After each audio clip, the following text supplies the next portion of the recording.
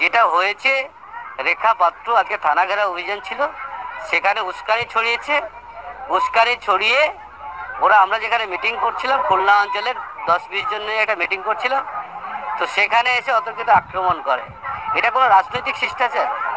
এটা বিজেপি তারা করছে, করুক, আমরা তৃণমূল করছি, তাহলে আমাদের মিটিং করতে দিচ্ছে না। এইটা যদি রাজনৈতিক শিষ্টাচার, আপনাদের যদি দরকার থাকে গঙ্গাধর কলকে জিজ্ঞেস করুন ভিডিও কিটা সত্য না মিথ্যা। গঙ্গাধর কলকে নিয়ে আসুন সন্দেশখালীতে, আপনার সামনে আপনার দলের কর্মীকে বেধড়ক মাটিতে বেঁধে মারা হলো। দেখুন এখানে কেউ প্ররোচনা দিয়েছে, আমরা তো আর নিজের হাতে আইন তুলে দিইনি। সন্দেশখালী অনেক কর্মী আছে, তারা কোনোদিন বলেছি সন্দেশখালীতে কোনো অন্যায় অত্যাচার হবে না, সন্দেশখালী কোনো গন্ডগোল হবে না, সন্দেশখালী কোনো মারপিট হবে না। যারা মারপিট করছে করবে। দেখুন এটা কখনোই না, ওনারা ওখানে বসে মদ খেয়ে আড্ডা মারছিলেন, আর সেখান থেকে আমাদের গ্রামের মা বোনেরা আসছিলেন, ওনাদের থেকে টিটকালি মারছিলেন। মারতে মারতে ওনারা বেরিয়েছে ওখান থেকে। যে ছেলেটাকে ধরে মারছিলেন উনি ওই দিলীপ মল্লিক বলাতেই ওই ছেলেটা এসে মা বোনের গায়ে হাত দেন, নোংরাভাবে ছোঁয়ার চেষ্টা করে এবং ছুঁয়েছেন। তারপরে আমার মা বোনেরা ওদের উপরে হামলে পড়েন। একজন পরপুরুষ যদি একটা মেয়ে বাইরে আরেকটা মেয়ের মহিলার গায়ে হাত দেন, সেটা নিশ্চয়ই স্বাভাবিক ব্যাপার নয়। এটা আমি আপনাকে বলছি, আপনার ঘরের মাকে যদি কেউ যদি অন্য বাইরের কোনো পুরুষ এসে ছয়, আপনার কেমন লাগবে? তো এখানে মায়েরা যেটা করেছে সেটা সঠিক করেছে।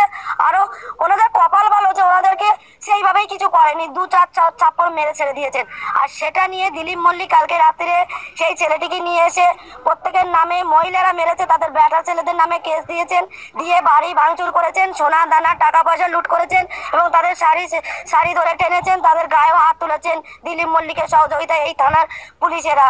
যে পুলিশগুলো রাতের অন্ধকারে, আমাদের কাছে ভিডিও ফুটেজ আছে অনেকে, আমরা সেটাকে সোশ্যাল মিডিয়ায় দেব, আপনারা অপেক্ষা করুন। আর মা বোনেরা আজকেরই যাবে ওদের নামে এফআইআর করতে সন্দেশখালী থানায়। আর সন্দেশখালী থানা যদি না নেয়, আমরা ডাইরেক্ট এটা আমরা হাইকোর্ট করব। তো বন্ধুরা, আপনারা দেখতেই পেলেন সন্দেশখালীর যে প্রার্থী বিজেপির রেখা পাত্র, তিনি কি বলছেন।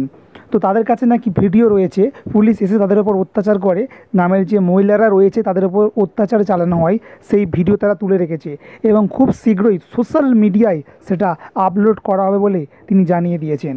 তো বন্ধুরা, আপনারা দেখতেই পাচ্ছেন যে সন্দেশখালীর যে রেখা পাত্র তিনি কী বলছেন, একেবারে সম্পূর্ণ লাইভ।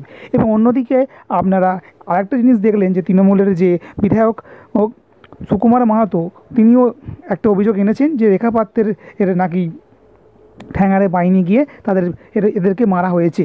তো অন্যদিকে আবার সেই দাবি নস্যাৎ করে দিয়েছেন সন্দেশখালী রেখা পাত্র। তিনি জানাচ্ছেন মহিলারা নাকি সেখান দিয়ে যাচ্ছিলেন আর তাদেরকে নাকি টিটকিরি করা হয় এবং তখনই মহিলারা একেবারে ক্ষিপ্ত হয়ে গিয়ে তাদের ওপর চড়াও হয়েছিলেন।